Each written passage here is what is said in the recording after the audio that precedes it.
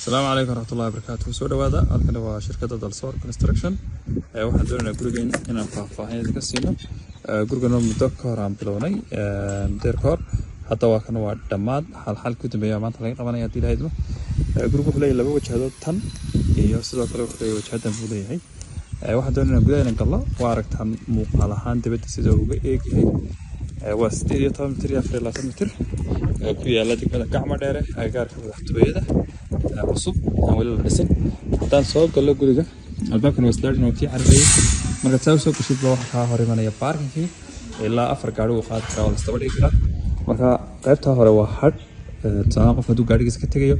xilliyada kuleelahana waa la iska nasan karayo xaafada iska fadhiisan karta marka xaqan saa loogu soo leexdo dhinacna parking kale noqon karta beeraha waxa loo talagalay halka in beer laga dhigo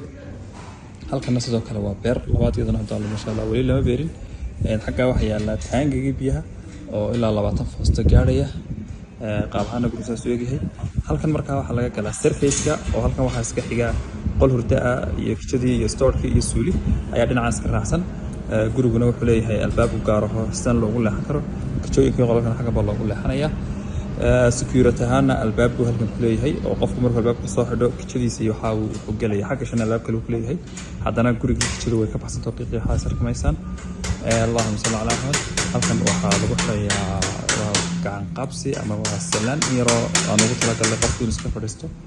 shaahiisi waxa iska cabo inta markuu iska fadhiyo barandaho aad weyn awgi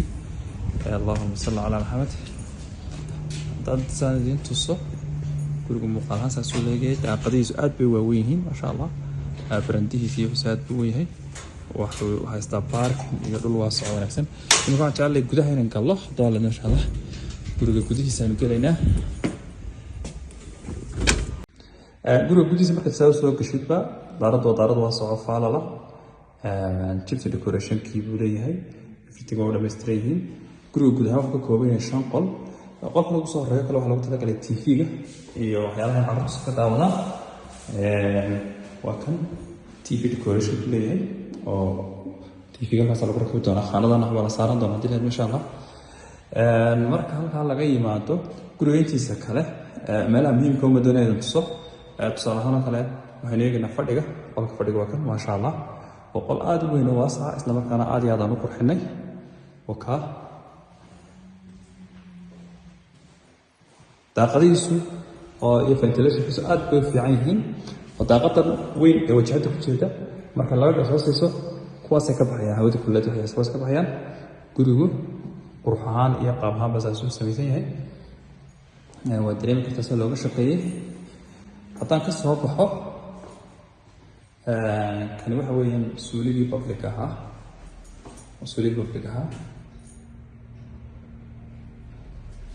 kaalay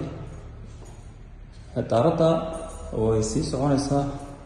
xagga surface-ka looga baxaya kitchen baa xagga ka soo jeeda albaabka ka baxday waxaan soo eegaynaa horta marka hore qolka hurdada waa kan wuxuu leeyahay kaabixiskii waa kan hurdadii markaa suuligeedii oo soo horaya ma sha Allah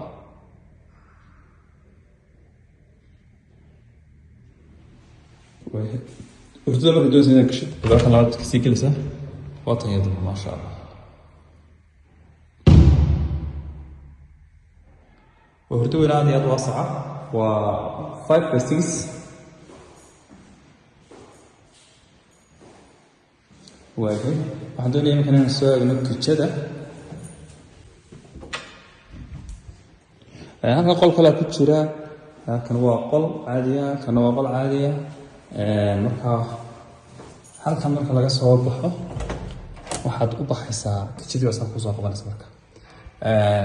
كذا حقا بنانك laga bixi kartaa habeenkii kale albaabkaas ka soo xiranaysaa for safety kana wad soo xiraysaa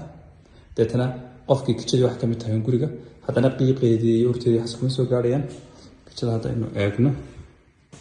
waatan wali adoo haweeneyna nadiifin iyo waxyaalo noocaas ku socda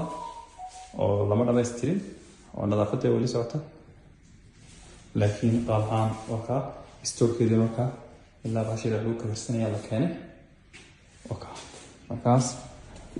xaggan hadda ka soo baxday waxa weeyaan qolkii ma garanaysaa ama washmaan ku seexanay ama martida. Marka halkan waxa weeye parkingkii waa iskaga caawin kartaa xilliyada kulaylaha leydha ayaa xasaas ka farsan kartaa. insha Allah taala qof kastoo doonaya shaqo noocan oo kale ah waxaan diyaar u nahay inaan u qabano tan iyo insha Allah qaar kale oo badan noocyo badan oo kale ah haddii ilahay insha Allah taala aad baa mahadsantihiin soo dhawaada ayaan ilaa macaamiisha